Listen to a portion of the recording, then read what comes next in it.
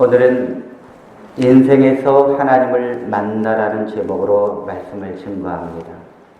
여러분, 짐승같이 살던 헬렌 켈러, 그는 눈도 보이지 않고 듣지도 못하고 또 말하지도 못한 사람이었습니다.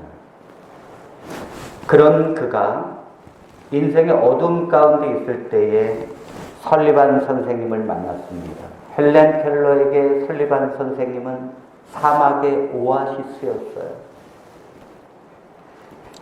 헬렌 켈러의 가정교사로 들어온 설리반 선생님의 그때 나이는 20살이었습니다. 이 설리반 선생님 또한 행복한 인생을 살지 못했어요. 동생과 함께 고아원에서 자랐고 고아원에서 살아가는 동생을 세상에서 먼저 떠나보내야 했습니다. 그 어린 나이에 슬픔을 당하고 혼자 고난 속에서 하나님을 만났습니다. 헬렌 켈러가 20세가 되었을 때 하버드 대학의 레드크리프 컬리지에 입학했을 때 전교생 앞에서 이렇게 말했습니다. 나는 이제 농아가 아닙니다. 그는 물론 말을 하지 못했습니다. 그러나 그는 점자와 발성하는 것을 배우고 수많은 노력 끝에 그는 결국 하버드 대학을 들어갈 수 있었고 4년 후에 세계 최초로 대학 교육을 받은 맹농아로서 우수한 성적으로 하버드 대학을 졸업했습니다. 사랑하는 성도 여러분, 헬렌 켈러는 설리반 선생님을 만나서 인생의 모든 것이 바뀌어지고 위대한 삶을 살았습니다. 만일 설리반 선생님을 만나지 않았다면 그녀는 한낱 자신의 인생을 저주하는 불구자로 장애자로 살았을 것입니다. 그러나 설리반 선생님을 만남으로 전 인격적인 삶의 변화를 가져왔습니다. 그리고 많은 사람들에게 희망을 안겨다 주었죠. 왜 만남이 중요합니까? 그것은 우리가 누군가를 만나는 것에 따라서 우리의 인생이 달라지기 때문입니다. 우리가 누군가를 만나고 그 어떤 대상에서부터 알게 모르게 영향을 받고 살기 때문입니다. 어떤 사람을 만나느냐에 따라서 우리의 인생이 달라지는 줄로 믿습니다. 오늘 그렇다면 우리는 누구를 만나야 합니까? 설리반 선생님을 만난 헬렌 켈러의 인생에서 우리가 오늘 무엇을 생각해야 합니까? 우리도 헬렌 켈러와 같이 변화되는 삶을 살고 있습니까? 우리가 믿는 예수님은 헬렌 켈러를 변화시킨 설리반 선생님보다 얼마나 더 위대하고 크신 분이십니까? 여러분들은 그분을 만나셨습니까? 삭개오라고 하는 사람은 여리고 성에 사는 세리장으로서 성공한 사람이었습니다. 옛날에 아이들이 이렇게 울면 부모님들이 이렇게 말했습니다. 아가야, 아가야, 울지 마라. 호랑이가 잡아간다 그랬어요. 그 애들이 처음에 이렇게 그게 무슨 소린가 하다가 호랑이가 잡아간다는 소리를 들었어도 호랑이가 진짜 잡아갑니까? 그러니까 애들이 약지요. 또 막 울어요. 그때 그래도 울면 아가야, 아가야, 귀신이 잡아간다 그랬어요. 호랑이보단 귀신이 좀 무섭잖아요. 근데도 애들이 막 울고 그러면 마지막으로 엄마가 해주는 말이 있습니다. 너 지금 울음을 그치지 않으면 순사가 잡아간다 그랬어요. 일제강점기 때는 제일 무서운 것이 호랑이도 아니고 귀신도 아니었습니다. 제일 무서운 것은 순사였어요. 이 순사는 가장 직급이 낮은 경찰입니다. 특히 한국 사람 순사는요, 일본의 후원을 받아서 권력과 부를 누리면서 살았고 동포들을 못살게 굴면서 동포들을 다스리는, 그리고 동포를 잡아가는 것으로 유명했습니다. 그래서 이 대한민국 사람들은 가장 싫어했던 사람들이 바로 순사였어요. 순사가 지나간다면 다 겁을 먹었습니다. 이 순사는요, 남자의 징용 대상이 누구인지를 파악해냈고요. 특히 그래서 남자는 징용대로 끌려가게 했고 여자는 정신대로 끌려가게 했습니다. 일본 사람의 눈을 피할 수는 있어도 순사의 눈을 피할 수는 없었어요. 그 순사는 그 가족들 샅샅이 모든 것을 다 알고 있었기 때문입니다. 뿐만 아니라 이 순사는 세금을 거둬들이는 일과 독립운동을 하는 사람들을 색출하는 일, 그리고 집에서 몰래 술을 담그는 것까지 다 알고 파악했습니다. 예수님 시대에 유대인들이 가장 싫어했던 사람들이 누구일까요?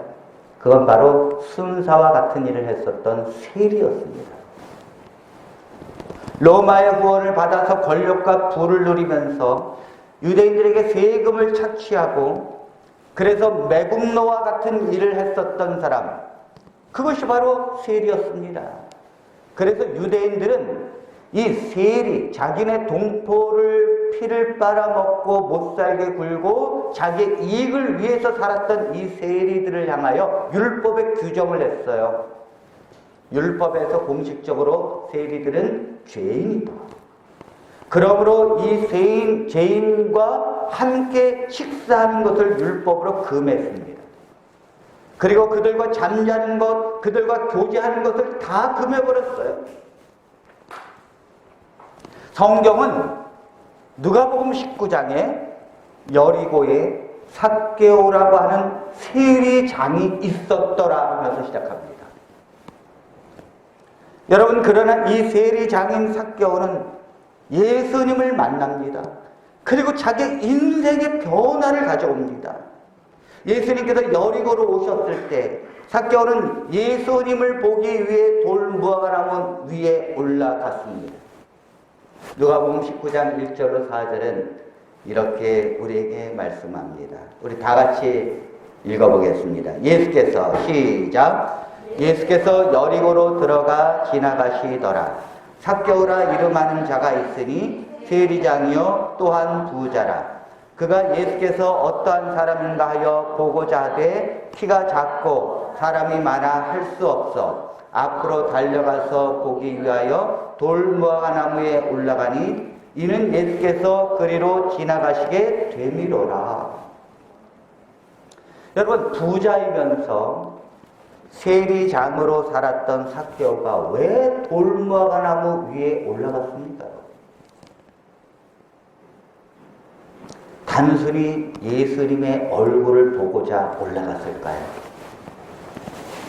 그는 키가 작은 사람입니다. 예수님의 얼굴이 분명히 보이지 않았을 것입니다.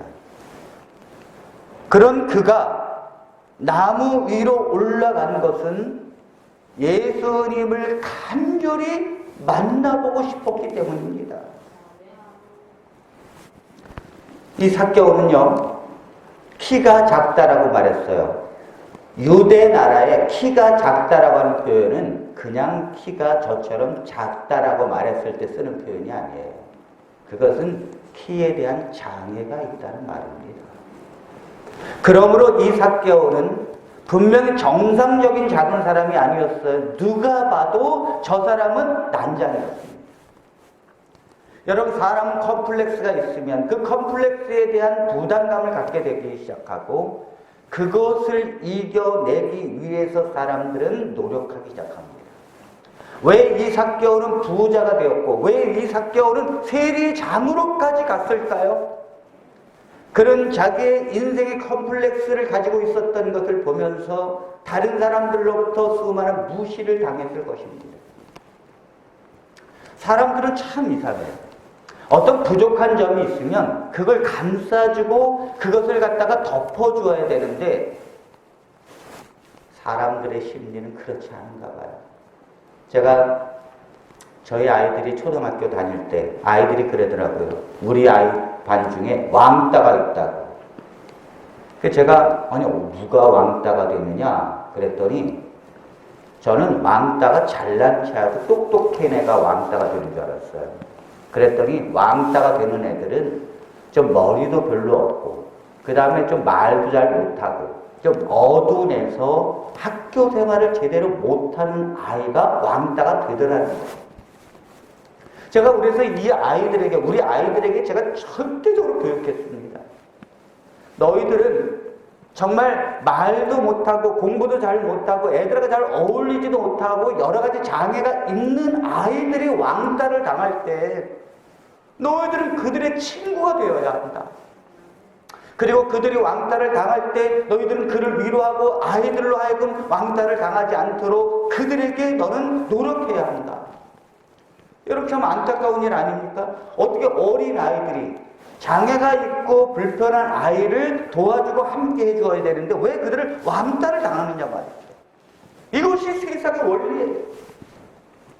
삭개오는 자기의 키가 작고 이런 컴플렉스를 극복하기 위해서 사람들이 무시하는 걸 보면서 그는 이 무시를 극복하기 위해서 돈과 명예를 위해서 인생을 살았습니다. 여러분 부자가 되면 내가 명예를 얻으면 누구도 나를 무시할 수 없는 것이 이 세상 맞습니다. 여러분. 돈을 가지고 여러분들이 저 백화점을 가보십시오. 처음엔 몰라봐요. 여러분들이 그냥 평범한 사람인 줄 압니다. 그러나 백화점에서 일단 몇백만 원짜리 핸드백을 사든지 옷을 사면요 바로 고객 VIP에 등록이 됩니다. 그러면 그들은 교육을 합니다. 그 고객의 인상착의를 반드시 기억하고 그 고객이 먼 데서 오면 반드시 먼저 알아봐야 됩니다. 그래서 뭐예요? 사모님 하면서 뭐예요? 그러니까 돈 있는 사람은 인생의 가치를 느끼고 싶다면 바로 돈 가지고 백화점에 가는 거예요. 거기 가면 얼마나 많은 사람들이 대우를 해줍니까? 여러분들 명예를 얻고 돈을 얻게 되면 아무도 나를 무시할 수 있는 사람은 없습니다. 이 삭개오는 아마도 자기의 컴플렉스를 극복하기 위해서 같은 동포로부터 비난받고 무시받는 인생을 살면서 그는 열심히 돈을 모았을 것입니다. 여러분 이 세리는요 월급 받는 게 아니에요. 로마로부터 인도세를 낼 때에 그것을 정해진 금액은 오직 이 세리밖에 모릅니다. 그래서 이 세리는 그 금액만 내고 나머지는 그 동포들에게 세금을 많이 거두는 것입니다. 얼마나 많이 거뒀을까요? 얼마나 인정사정을 보지 않고 그들을 착취했을까요? 분명히 부자가 되었다는 것은 그는 정상적인 방법이 아니라 많은 돈을 모으기 위해서 술수를 썼다고 하는 것이죠. 그런데 여러분 부와 명예를 다 얻은 상태에서 삭개오가 깨달은 게 뭡니까? 부와 명예를 다 얻고 나면 남들이 나를 무시하지 않고 내가 인생의 가장 행복한 자라고 만나를 부를 줄 알았어요. 그런데 이게 웬일입니까? 부와 명예를 얻었을 때 삭개오가 가지고 있었던 깨달음은 인생의 허무한 거였어요. 허무한. 여러분 돈과 명예를 위해서 인생을 살다가 이 정상 위에 섰을 때는 인생의 허무함이라는 걸 느끼게 됩니다. 우리 전도서 2장 8절로 11절에 있는 말씀을 우리 같이 봅니다. 은, 금과 왕들이 소유한 보배와 여러 지방의 보배를 나를 위하여 쌓고 또 노래하는 남녀들과 인생들이 기뻐하는 처첩들을 많이 두었노라. 여러분 솔로몬처럼 인생의 행복을 누렸던 사람이 누가 있습니까? 그는 모든 은과 금을 모은 사람이고요. 심지어는 자기의 부인이 1000명이나 됐어요. 엘리트 부인이 300명, 나머지 후보. 그래서 1000명. 여러분 매일 밤 이렇게 아름다운 여자들과 잘 수 있는, 여러분 저 이슬람교는요 왜 이렇게 테러를 한지 아십니까? 테러하면은 순교하면 죽어서 아름다운 여자들과 잘 수 있다고 해서 테러해서 폭탄 테러로 자기들 인생을 순교하는 거예요. 남자에게 그것이 가장 행복한 거라는 거죠. 그러나 이 솔로몬은 그렇게 아름다운 부인을 많이 두었습니다. 그리고 9절에 내가 이같이 창성하여 나보다 먼저 예루살렘에 있던 모든 자들보다 더 창성하니 내 지혜도 내게 여전하도다. 솔로몬은요, 공부도 많이 했어요. 이 우슬초에서부터 이 초목을 논하기를 그 솔로몬의 입에서 나오는 것들은 다 지혜예요. 얼마나 공부를 많이 했는지. 그래서 시바 여인이 솔로몬의 지혜를 배우고자 금원대에서 찾아온 거 아닙니까? 그리고 10절에 무엇이든지 내 눈에 원하는 것을 내가 금하지 아니하며 무엇이든지 내 마음이 즐거워하는 것을 내가 막지 아니하였으니 이는 나의 모든 수고를 내 마음이 기뻐하였습니다. 이것이 나의 모든 수고로 말미암아 얻은 몫이니라. 그러니까 쉽게 말하면 해볼 건 다 해봤다는 거예요. 여러분, 인생에 해볼 건 다 해본 솔로몬이 마지막 인생에서 자기 깨달은 게 뭡니까? 11절이에요. 그리고 같이 한번 읽어볼까요? 시작.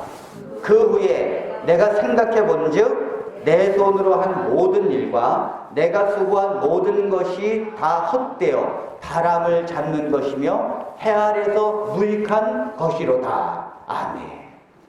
인생의 모든 것을 다 해보고 난 뒤에 깨달은 게 있다는 거예요. 다 뭐예요? 바람에 정말 낙엽처럼 떠나가는 것들이라는 것입니다.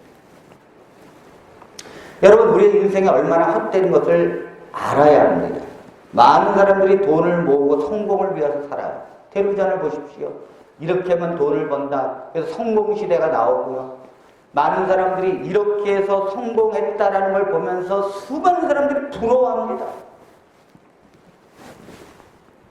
많은 사람들이 정신없이 일을 합니다. 그리고 돈과 명예를, 출세를 위해서 인생을 갈망하면서 삽니다. 제가 볼 때는 이런 사람들은 다 인생에 속는 거예요. 인생을 속고 사는 거예요. 인생에서 중요한 것은 돈과 성공이 아닙니다. 그것을 위해서 인생을 달려간다면 반드시 솔로몬과 삭개오가 가졌던 건강을 만나게 될 것입니다. 해밍웨이라고 하는 사람은 유명한 책을 썼지요. 노인과 바다라는 책을 썼습니다. 거기에 보면 한 노인이 나옵니다. 이 노인이 어느 날 이 조각배를 타고 멕시코 만류에서 고기를 잡습니다. 그 고기를 잡는데 고기도 여러분 잡혀야 재밌죠? 한 마리도 안 잡히는 거예요. 84일째 고기를 잡는데도 한 마리도 못 잡았어요. 그러다가 85일째 되는 날 거대한 고기를 만납니다. 그는 이 고기를 잡기 위해서 3일 동안 투쟁을 합니다. 결국 이 노인은 녹새치라고 하는 이 고기를 만나서 그 고기를 잡기 위해서 3일 동안 투쟁에다가 마지막 작살로 이 고기를 내리찍고요. 이 고기를 드디어 닦습니다. 얼마나 인생의 큰 고기를 잡았습니까? 그가 잡은 고기는 1500파운드를 넘는 것이었다고 말했어요. 그리고 이 고기를 잡고서 들어올리지 못하고 결국 밧줄로 묶어서 이 배로 고기를 끌고 옵니다. 그런데 항구로 오는 길은 그렇게 넉넉지 않았어요. 오다가 이 상어가 이 죽은 고기를 먹으려고 막 달려드는 것입니다. 그래서 이 노인은 이 상어를 물리치기 위해서 내 고기를 지키기 위해서 자기가 가지고 있는 몽둥이를 내려치고요. 그리고는 나이프를 상어와 싸우고 있고요. 그렇게 투쟁을 하면서 왔어요. 그리고 지칠 때는 지쳤습니다. 잠이 들어서 항구에 도착을 해보니 자기가 그렇게도 크게 잡았던 녹새치 물고기가 뼈만 앙상하게 남았습니다.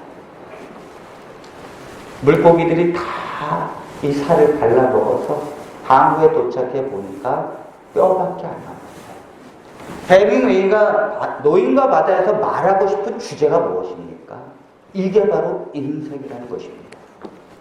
내가 그렇게도 인생의 큰 고기를 잡기 위해서 살았는데, 그리고 또 그 고기를 잡았다는 거예요. 그러나 인생의 마지막에 보니까 아무것도 없더라는 거죠. 여러분, 이것을 먼저 깨닫는 것이 얼마나 중요할까요? 인생의 종착점은 허무한 것이라는 것을 아는 것을 깨닫는 것이 얼마나 중요할까요? 인생은 결국은 허무한 것의 종로로 타면서 사는 것이 인생이라는 것을 안다는 것이 얼마나 우리에게 중요한 것입니까? 대부분의 사람들은요, 이것이 인생의 허무한 것이다라는 깨닫는 것을 언제 깨닫는가 하면 죽기 바로 직전에 깨닫습니다. 이게 얼마나 안타까운 일이에요. 이 말씀을 들으면서 아멘 아멘 하고 고개를 우리가 끄덕이지만 사실 그렇다고 이걸 깨닫는 것은 아닙니다. 왜요? 내일부터 당장 또 돈과 명예를 위해서 열심히 살거든요. 제가 목회를 하면서 우리 성도님들이 아무리 믿음 좋고 말씀의 은혜를 받아도 죽기 직전에 깨닫는다는 진리를 알게 되었습니다. 그래서 제가 이제 목회자니까 죽음 직전에 있는 성도들을 방문하지 않습니까? 그럼 다 저 손을 붙잡고 하는 말이, 목사님, 다 부질없는 짓이었어요. 왜 그걸 먼저 깨닫지 못했습니까? 여러분, 인생은 허무한 것이고 돈과 명예를 위해서 세상의 방식으로 달려가는 인생에 여러분들은 턴을 하셔야 합니다. 여러분들은 똑같이 세상 사람들과 인생을 살면 안 됩니다. 여러분, 이 삭개오는 여리고로 오신 예수님을 만나기 위해서 뽕나무 위에 올라갔습니다. 왜요? 자기의 인생의 허무함을 느꼈기 때문이에요. 내가 이대로 인생을 사는 것은 정말로 지옥 같은 삶이기 때문입니다. 희망. 내 인생의 희망은 무엇일까? 그것은 바로 예수 그리스도를 만나는 것입니다. 왜 우리의 허무한 인생에서 대답은 예수 그리스도를 만나는 것입니까? 그것은 그분만이 이 허무한 인생의 열쇠를 가지고 있기 때문입니다. 왜 우리가 인생의 허무함을 느낍니까? 그것은 인생은 반드시 끝이 있기 때문입니다. 영원한 게 아니라는 거예요. 돈은 영원한데 내 인생이 영원하지 않아서가 문제입니다. 여러분, 여기 다산 신도시를 보십시오. 여러분들은 아직도 이 옆에 얼마나 좋은지 모릅니다. 여기 건물 들어서는 게 보통 건물이 아닙니다. 여기 유명한 그 현대의 그 아울렛이 들어오는데 전국에서 제일 큰 게 들어와요. 그리고 여기 바로 들어서고요. 그 다음에 여기 아파트들이 보통 아파트입니까? 저는 이 아파트를 보면서 옛날에 성약 같은 데 있는데 요즘엔 아파트에도 얼마나 아름답게 짓는지 몰라요. 어쩌다가 그 아파트 옆을 지나가면 정말 아름답습니다. 그런데 왜 인생을 허무합니까? 다 뭐예요? 그림의 떡이기 때문에. 아니, 저런 아파트들은, 이 신도시는 계속해서 발전을 하는데 우리는 늙어가기 때문입니다.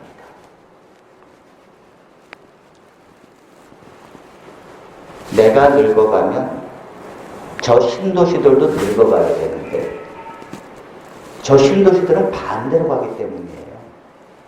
인생은 점점 편리하고 살기 좋아지고 있는데 나는 늙어가고 사라지고 있다는 거예요. 여기 인생의 허무함을 느끼는 거예요. 이 교차되는 반대쪽에서. 이 삭개오는 그걸 느낀 것입니다. 왜 우리가 주님을 만나야 합니까? 요한복음 11장 25절로 26절에 있는 말씀, 예수께서 이르시되, 같이 봉독합니다. 시작. 예수께서 이르시되 나는 부활이요 생명이니 나를 믿는 자는 죽어도 살겠고 무릇 살아서 나를 믿는 자는 영원히 죽지 아니하리니 이것을 내가 믿느냐. 여러분, 이 말씀은 예수님이 나사로의 무덤가에서 다른 모든 사람들이 슬피 울고 절망 가운데 있을 때에 이 세상에서 가장 희망이 없는 곳에서 주님은 당당하게 말씀하셨습니다. 나는 부활이요 생명이라는 것.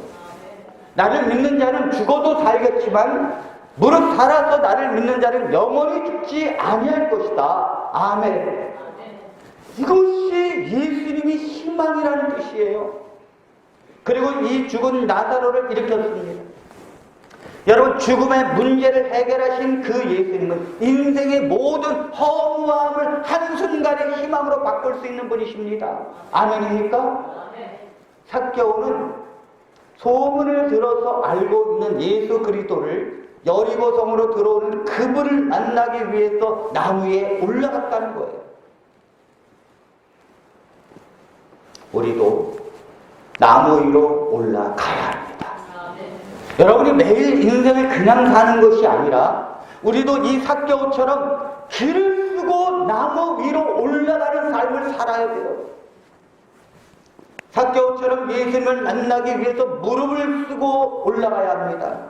삭개오가 자신의 허무한 삶을 변화를 위해서 주님을 갈망했던 것처럼 우리도 우리의 허무한 삶의 변화를 위해서 주님을 갈망해야 합니다. 여러분, 교회를 다니고 내가 신앙생활을 한다고 해서 예수님을 만나는 것은 아닙니다. 저도 제가 중학교 1학년 때부터 신앙생활을 하고 새벽 예배는 정말 경운기의 새벽에 뜨거운 물 부어서 시동 걸고 포장마차 해고 다닐 정도로 열심히 다녔어요.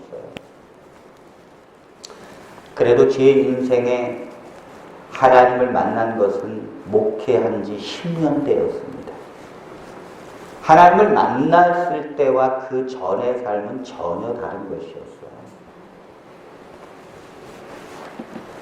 여러분, 이 삭개오가 여리고성에 예수님께서 들어오실 때 그날 예수님과 인격적으로 만난 사람은 오직 한 사람, 삭개오밖에 없습니다. 여러분, 얼마나 많은 사람들이 예수님을 봤습니까? 얼마나 많은 사람들이 예수님의 얼굴을 봤습니까? 그러나 그날 예수님을 만난 사람은 삭개오밖에 없다는 거예요. 하나님을 만나는 것은 성경을 보고 그리고 교회를 와고 신앙생활을 한다고 하나님을 만나는 것은 아니에요. 여기 하나님께서 우리에게 말씀하십니다. 이사야서 1장 12절. 너희가 내 앞에 보이러 오니 이것을 누가 너희에게 요구하였느냐? 내 마당만 밟을 뿐이니라. 이스라엘 백성들은 열심히 안식일을 지키면서 하나님의 성전으로 모여들었습니다. 그들은 매 예배 때마다 그들은 하나님의 성전으로 모여서 안식일마다 예배를 드렸습니다. 그러나 하나님께서는 누가 너희에게 요구했느냐? 내 마당만 밟으라고. 나는 너희들과 만날 의사가 없다는 것이죠. 여러분, 하나님께서는 성전에 오는 발걸음을 정말 삭개오처럼 예수님을 만나기 위한 심령을 가지고 주님의 성전으로 오셔야 합니다. 여러분들이 일주일에 한 번 교회를 올 때 일주일 동안의 삶을 내가 예수님을 만나기 위해서 투자하는 삶이 돼야 합니다. 여러분, 이 삭개오는요, 키가 작아서 예수님께서 안 보이기 때문에 그냥 나무 위에 올라간 것이 아니에요. 그는 처절하게 예수님을 만나기 위한 갈망하는 것을 가지고 있었다. 예수님이 오셨을 때 그걸 놓치지 않으려고 뽕나무 위에 올라가는 것입니다. 제가 목회를 하면서 많은 사람들이, 또 신앙하는 사람들이 하나님을 만나려고 하질 않아요. 제가 목사님들하고도 하나님을 만나야 된다, 정말 그분을 만나야지, 만나지 않고 목회하는 것은 정말로 안 된다. 놀라운 것은 그런 거에 대해서 목사님들이 관심이 없어요. 여러분, 하나님을 만나는 것은요, 자기의 모든 명예와 자기의 창피한 걸 다 무릅쓰고요, 나무 위에 올라가야 돼요. 기도를 해도, 여러분, 우리가 기도를 하면, 제가 이제 통성 기도를 우리 성도님들에게 이제 훈련을 시킵니다. 저도요, 통성 기도를 못했어요. 저도 기도하면 속으로 기도했지. 통성 기도를 하려고 해도, 이거 옆에 있는 성도가 이게 내 기도 소리를 들으면 어떻게 되는가. 그리고 옆에 있는 성도가 통성 기도하면요, 그게 저한테 이게 자꾸 들려가지고 내가 기도할 때까지 까먹어요. 제가 이렇게 기도했던 거를 1시간을 기도를 해도 내가 무슨 기도를 했는지 내 기도가 붕 뜨더라고요. 제가 그래서 안 되겠다 싶어서 이렇게 하나님께 기도하는 것은 내가 하나님께 기도했다라고 말할 수 없겠다. 그래서 제가 성전에서 혼자 통성을 기도하기 시작했어요. 소리를 내서 기도하기 시작했어요. 정말로 기도하고 싶은 간절한 게 있으면요, 제가 차를 타고 혼자 저기 시골에 가서 한적한 곳에 차를 세워놓고 창문을 다 닫고 하나님께 막 울면서 소리를 질렀어요. 누가 듣습니까? 그렇게 하나님께 간절히 기도하니까 그 기도에 응답이 오더라는 거예요. 아멘입니까? 하나님을 찾는 것은 그냥 되는 것이 아니에요. 여러분, 예수님께서 지나가실 때에 소경거지 바디메오라는 사람이 있었습니다. 이 사람은 소경이었어요. 그리고 거지였습니다. 그런데 예수님께서 지나간다는 소문을 듣고 이 사람은 외치기 시작합니다. 다윗의 자손 예수여, 나를 불쌍히 여겨주십시오. 그때 제자들이, 사람들이 많이 있고 소리치는 소경 거지를 향하여 이렇게 말합니다. 잠잠하라, 조용히 하라. 여러분, 하나님을 찾는 거에 대해서는요, 항상 방해가 있어요. 여러분들이 결심을 하고 내가 오늘부터는 하나님을 정말 만나야겠다 하고 골방에서 기도하면 꼭 부인이 부릅니다. 밥 먹으라고. 기도할 때 밥 먹으라고. 그 다음에 기도할 만하면 전화벨 울리고요. 그 다음에 또 누가 찾아오고요. 꼭 바쁜 일이 그때 있어요. 기도 안 하는 분들은요, 부인이 이제 여러분들 신앙생활을 어떻게 하셔야 되는가 하면, 정말 내가 기도하고 싶어요. 그러면 아내가 남편에게, 여보, 우리 함께 기도합시다. 이것도 아무 때나 그러는 게 아니에요. 그 기도하고 싶은 마음을 하나님께서 주시는 거예요. 내가 나를 찾고자 하네, 내가 그 마음을 주겠다. 그럼 기도하고 싶은 마음이 딱 생겨요. 그럼 남편한테, 여보, 우리 같이 기도해요. 우리 아이들의 문제를 위해서. 그런 기도를 정말로 하고 하나님을 찾는 남편은요, 이것이 웬일이냐 하면서 그럽시다 하면서 기도해요. 기도 안 하는 남편은 나 다 기도 혼자 하고 있다는 거예요. 나 하고 있는데 왜 당신이 해자 그러느냐. 그게 당신 혼자 하라는 거죠. 이건 기도가 뭔지 모르는 거예요. 집사람이 기도하자 그러면 함께 눈물로 기도해야 합니다. 하나님을 만나기 위해서 기도를 간절히 해야 되고요.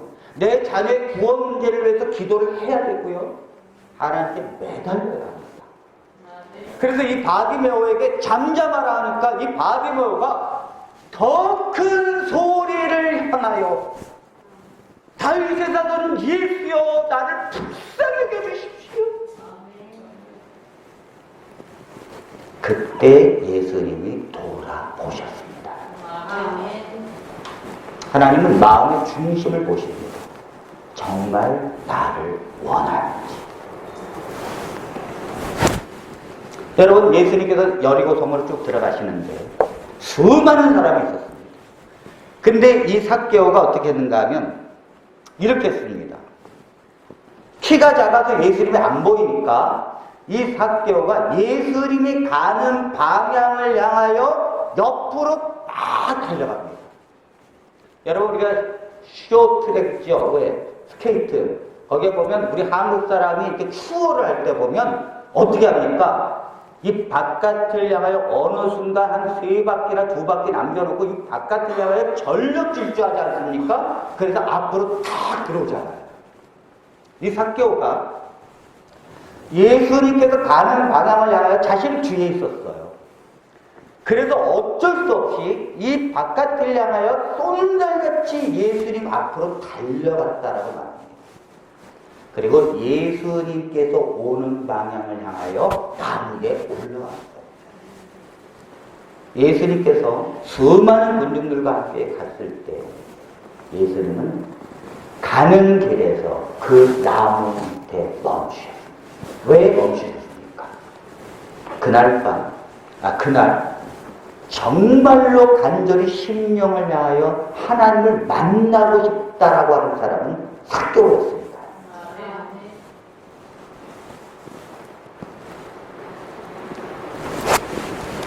주님은 우리 인생에서 주님, 나는 지금 힘들어요.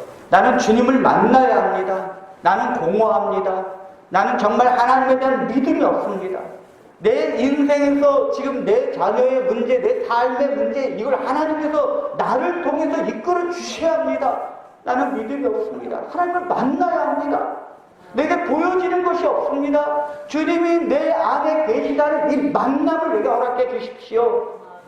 이러한 갈망을 갖고 하나님을 섬기는 자마다 주님은 만나주실 줄로 믿습니다. 그것이 신앙이에요. 주님은 이 삭개오를 만나주셨습니다. 그리고 누가복음 19장 5절에 이렇게 말씀합니다. 예수께서, 우리 같이 읽어볼까요? 시작. 예수께서 그곳에 이르사 쳐다보시고 이르시되 삭개오야 속히 내려오라. 내가 오늘 네 집에 유하여야 하겠다 하시니. 성경의 압축 파일을 풀어라, 이런 책이 있습니다. 그러니까 이게 컴퓨터에 보면 큰 많은 것들을 압축해 놓았어요. 그거를 갖다가 다시 풀어야 볼 수 있습니다. 그러니까 성경의 압축 파일을 풀어라라는 책이 있는데, 이 책의 내용을 보면 성경은요, 수도 없이 많은 이야기를 말하고 싶은데 그걸 다 말 못하니까 성경의 말씀 한마디 한마디는 압축해 놓았다는 거예요. 이거를 풀어야 그 뜻을 알 수 있다는 것입니다. 그러니까 이걸 압축해 놓은 것을, 성경에 압축해 놓은 것을 반드시 풀어야 된다는 거예요. 그래서 단어 하나에 압축해 놓은 것을 풀어서 이해를 해야 된다는 거예요. 여기 오늘 주신 말씀, 이 말씀에 하나님은 무엇을 압축해 놓았습니까? 그리고 그것을 어떻게 풀 수 있습니까? 여기 있는 말씀, 속히 내려오라. 여러분, 이 말씀을 하나님께서 어떻게 압축시켜 놓았습니까? 이것을 풀으면 무슨 뜻입니까? 삭개오는 자기 인생이 지금까지 올라가기 위해서 살았습니다.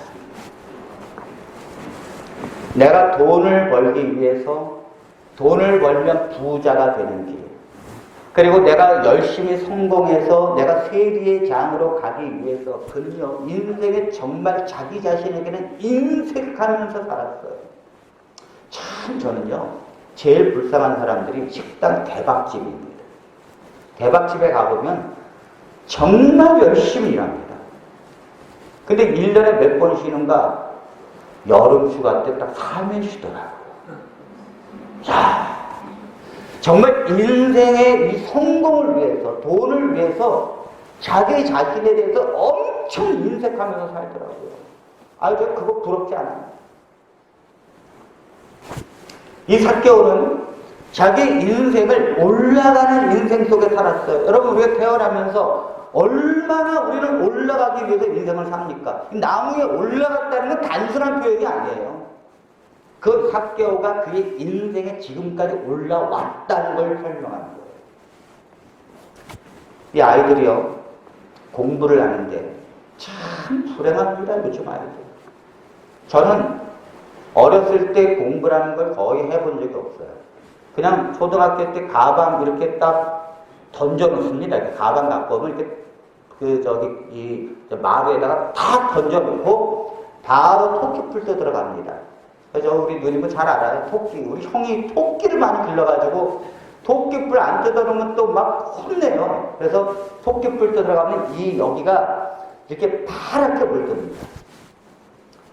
토끼뿔을 비로푸대로 까뜩 들어놓고 나면 그 다음 두 번째, 그 다음 개구리 잡으러 갑니다. 왜냐면 돼지 줘야 되니까요. 그래서 이 회초리 같은 거를 다 만들었어요. 이 논두께를 가면 이 개구리가 딱 이렇게 논두개 이렇게 나와 있습니다. 그러면요, 회초리 같은 걸로 탁 치면 한 번 일단 맞으면은 끔찍도 못합니다. 그럼 바로 푸대에 넣어서 한 이만큼 이렇게 잡으면 돼지 주면요, 돼지가 잘 먹어요. 그때 돼지는 그래도 먹을만 했을 거예요. 요즘 돼지는 사료만 줘가지고 뭐 맛있겠습니까? 그리고 맨날 미역 감으러 가고요. 그 다음에 그 과수원 서리 다니고요. 그 다음에 애들하고 축구하러 다니고요. 맨날 그 추운 겨울에도 그 딱지치기 하고 구슬치기 하고 손이 굽도록 연날리기 하고 맨날 썰매 타고요. 공부할 시간이 어디 있습니까? 노는 시간도 없는데. 아니 그렇게 살았어요. 아니 그래도 지금 목사를 하지 않습니까? 제가 우리 아이들을 초등학교 아이들 다닐 때 3명 다니는데 제가 어떻게 아이들을 길렀는가 하면 초등학교 아이들을 막 공부하지 않습니까? 그럼 제가 얘들아 공부하면 안 된다 그랬어요. 제가. 공부하지 마라. 왜 이렇게 지금부터 공부를 하니? 얘네들은 이상한 거지요. 그래서 제가 아이들 공부하는 거를 몰래 나하고 놀자 그러면서 제가 산과 들로 데리고 다녔어요. 제가 초등학교 때는요,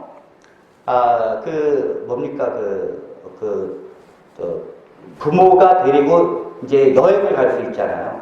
그 제가 그 수업 시간에 선생님한테 가가지고 오늘 집사람하고 아이들 데리고 오늘 좀 어디를 좀 가야겠다 그러면 학교 가가지고 선생님한테 우리 아이들 좀 3일 동안 쉬게 해주세요.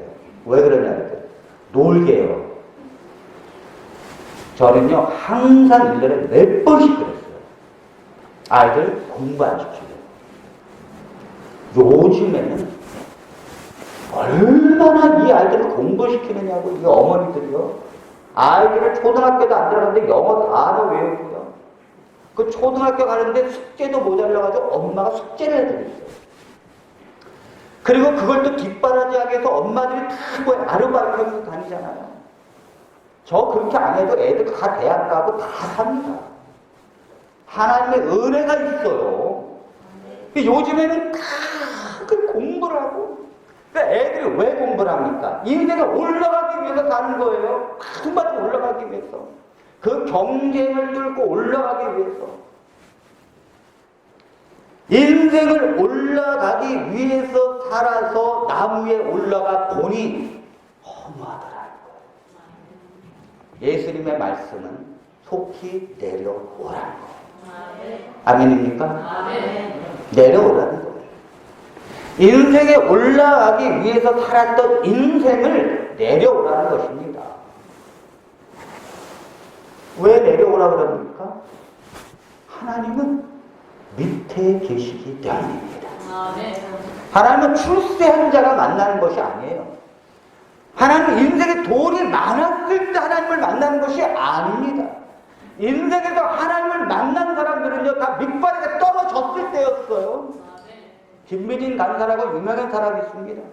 그 사람은 잘 나갔을 때 하나님을 알지 못했어요. 하나님을 알면서도 만나지 못했습니다. 그러나 그가 인생에 쫄딱 나가고 제주도에 가서 자기 아들과 함께 간장에 몇 개월 동안 비벼 먹을 때 먹을 것이 없어서 남의 우유를 훔쳐 먹을 정도로 가난에 시달렸을 때 그때 홍성원 목사님의 그 말씀을 들으면서 하나님을 붙들었다는 거예요.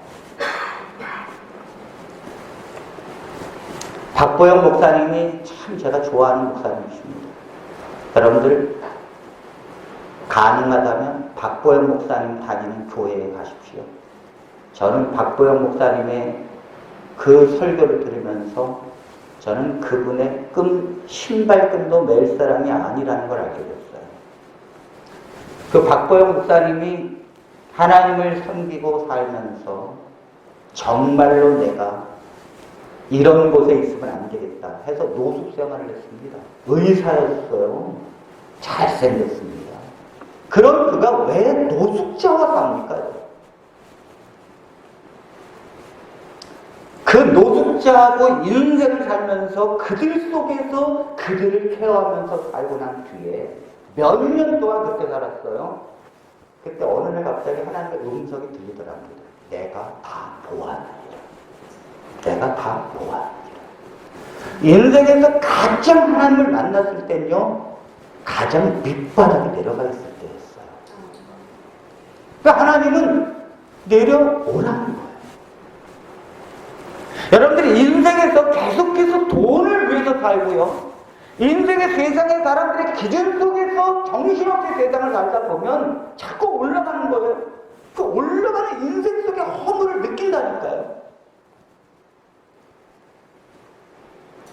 내려와 보면 하나님이 거기에 계시다는 걸 알게 됩니다. 그러니까 여러분 중에 고난 당합니까? 내가 한순간에 망했습니까? 내가 가진 것이 없습니까? 지금 내 인생에서 가장 힘들 때입니까? 하나님을 찾으십시오. 그것은 하나님의 고난 중에 있는 축복입니다. 내가 잘 나가고 있습니까? 위험합니다.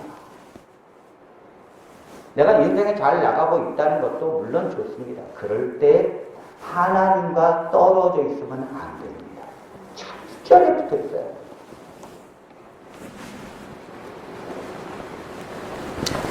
이 삭개오가 즐거워해서 내려왔어요.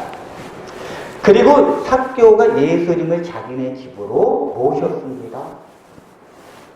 내려와 보니 예수님과 교제가 이루어졌고 비로소 하나님이 어떤 분이라는 걸 알았어요.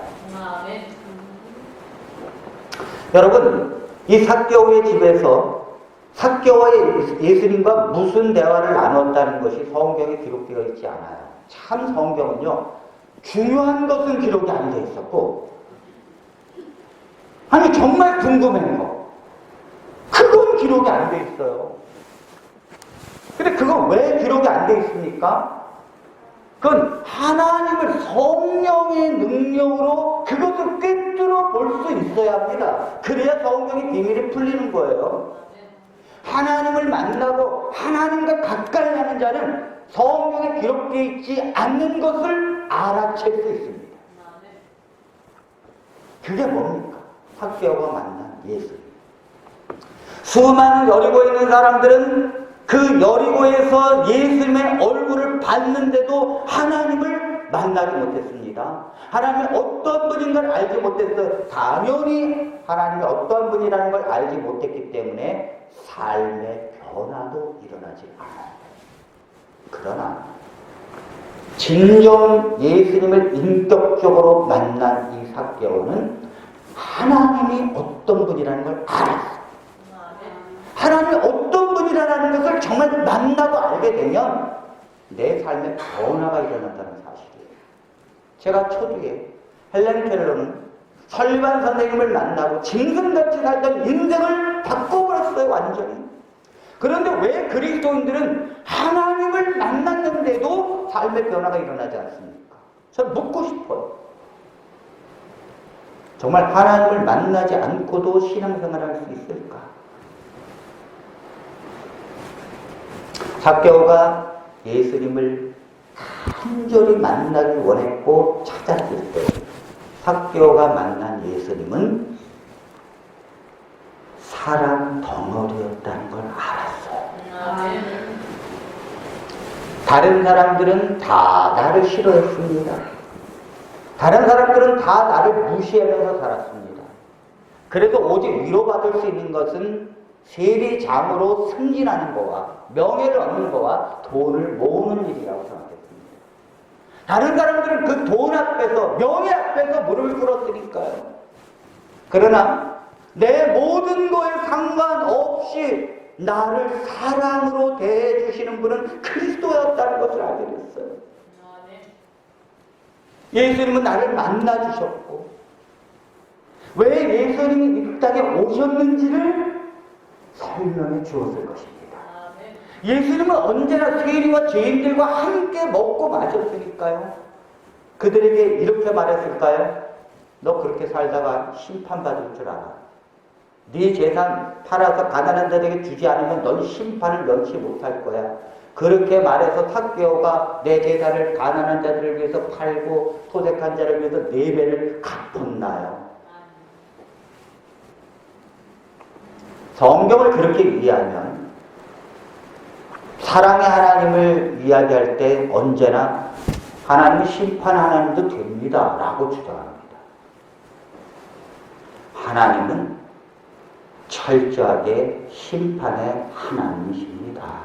그런데 왜 그분이 공의의 하나님이지만 사랑의 하나님이라고 말합니까? 그 사랑이 공의를 덮어버렸어요. 아멘. 하나님은 죄 하나라도 넘기지 않고 심판하십니다. 여러분들의 모든 죄를. 그래서 예수님이 심판을 받고 죽으신 거예요. 아멘. 예수님은 삭개오에게 내가 왜 왔는지를 설명했을 것입니다.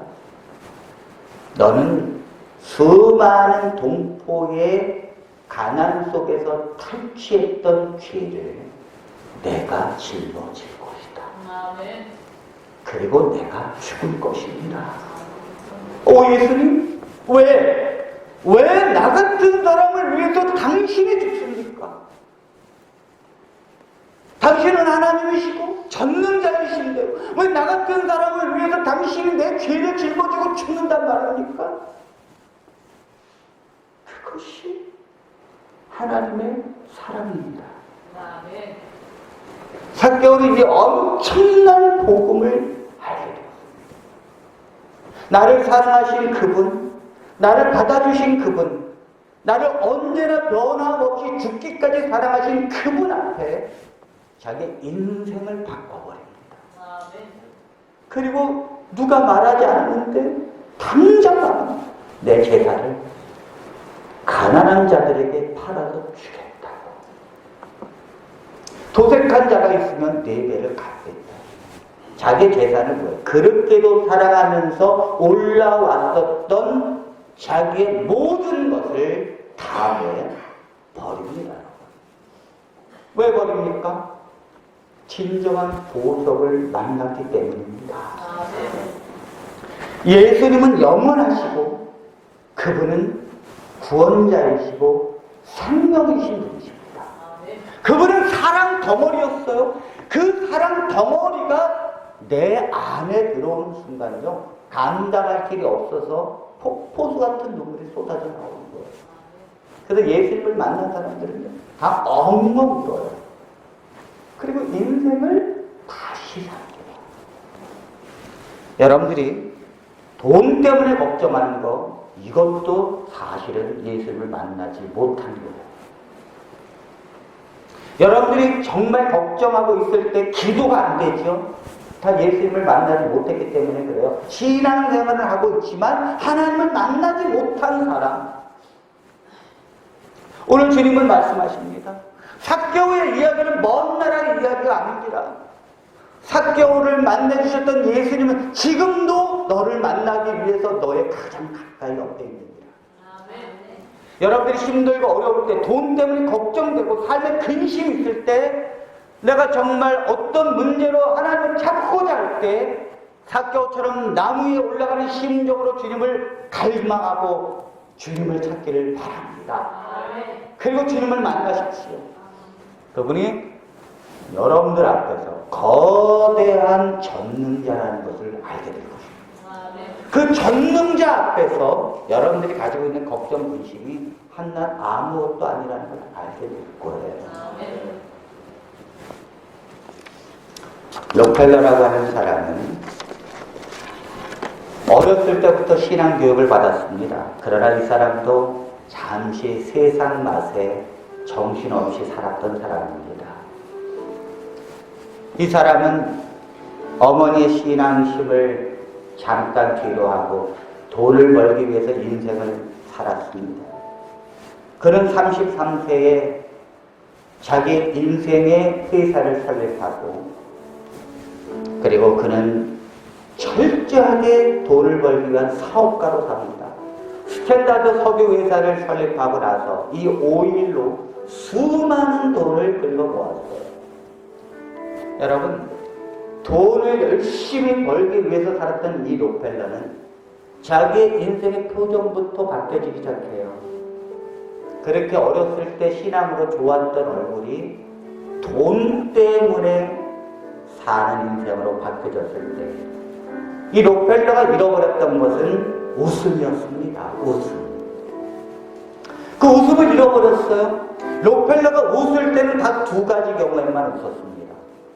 첫 번째는 이 스탠다드 석유회사 록펠러 회사에게 막대한 이익이 들어왔을 때 록펠러는 박장대소하고 있었어요. 두 번째, 우리와 경쟁하던 석유회사가 망했다는 소식을 들었을 때 이 록펠러는 기뻐했습니다. 록펠러는 43세에 세계 최대의 부자가 됩니다. 엄청난 부자가 되었어요. 그리고 55세가 되더니 록펠러는 알 수 없는 희귀병인 할로피셔라고 하는 병을 앓게 됩니다.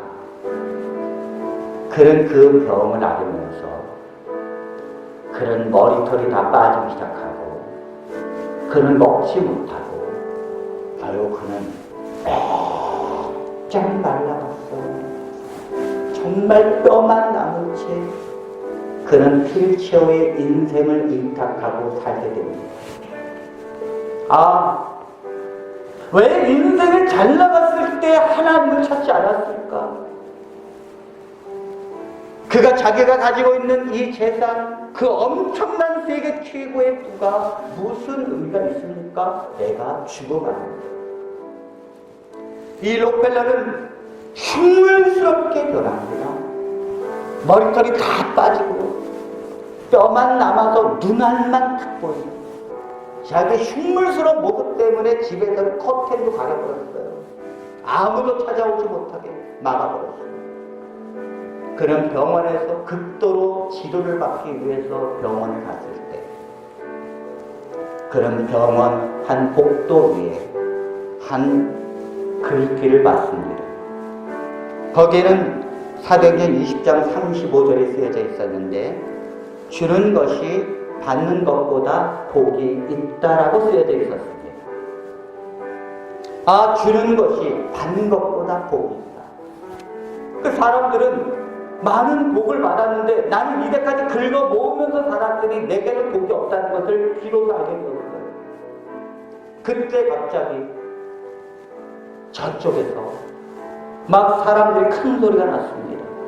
알고 보니까 한 어린 딸을 병원에 데리고 온 이 엄마가 돈이 없어서 병원에서 안 받겠다는 거와 실랑이를 벌이고 있었어요. 딸이 아파서 병원에 데리고 왔는데 병원에서는 돈이 없어서 수술을 못 하겠다는 거죠. 그때 록펠러는 알았어요. 자기에게 껌값 같은 돈이 다른 사람에게는 수술도 받을 수 없는 그런 엄청난 돈이라는 사실이에요. 그는 거기에서 비로소 깨닫습니다. 그리고 병원 그 원장에게 자기가 저 아이의 치료비를 댈 테니까 수술을 시켜달라. 이 엄마는 자기 딸아이를 수술을 하고 나서 그 다음에 이 딸아이가 병원에서 회복하기 시작합니다. 얼마나 기뻐하고 이 딸아이와 행복하게 병원에서 하루하루를 지냈는지 이 록펠러는 병원에서 그 아이와 엄마를 보면서 내 작은 돈이 이렇게 사람을 기쁘게 하고 있다는 걸 알게 됐어요. 그리고 록펠러는 자기 인생의 전환점을 가져다 줍니다. 그 글귀 속에서 예수님을 만나고 행복은 먼 데 있는 것이 아니라 작은 것을 나눠주고 내려왔을 때라는 사실을 깨닫고 그는 자기 록펠러 재단을 설립합니다. 그리고 가난한 자들을 위해서 자기 돈을 주기 시작합니다. 페니실린을 만드는데 그 모든 돈이 사용되어지고 수백 개의 병원을 세워주고 가난한 자들을 치료받게 합니다. 록펠러는 자기의 돈이 많은 사람에게 기쁨을 가져다주고 행복을 가져다준다는 걸 알았고 너무너무 행복했어요. 그런데 이게 웬일입니까? 록펠러의 죽어가는 촛불에 다시 불이 붙여지기 시작했어요. 그의 머리가 다시 나기 시작했고 식욕이 돋기 시작했고 55세에 사형 선고를 받은 이 록펠러는 그 이후로 가난한 자들을 위해서 행복하게 살다가 43세를 더 살고 98세에 죽었습니다. 사랑하는 성도 여러분, 오늘 우리는 삭개오와 헬렌 켈러가 예수님을 만나고 설리반 선생님을 만난 것처럼 오늘 우리는 누구를 만나야 할까요? 우리 사랑하는 성도들은 예수님을 만나기 위해서 그분에게 매달리시고 간절히 주님을 찾기를 바랍니다. 찾는 자마다 만날 것이요 두드리는 자에게 열릴 것이라고 했으니 여러분들이 인생에 가장 힘들 때 다른 걸 의지하지 마시고 오직 주님을 구하십시오. 그러면 그분은 사랑덩어리라는 것을 알게 됩니다. 그 예수님을 만나고 난 인생의 삶은 분명히 그전과 다릅니다. 그리고 더 이상 내 문제로 고민하지 않게 됩니다. 예수님을 인하여 기뻐하고 나를 구원해 주신 하나님의 영광을 찬양하면서 인생을 행복하게 사는 저와 여러분들이 되기를 바라면서 간절히 말씀을 마칩니다.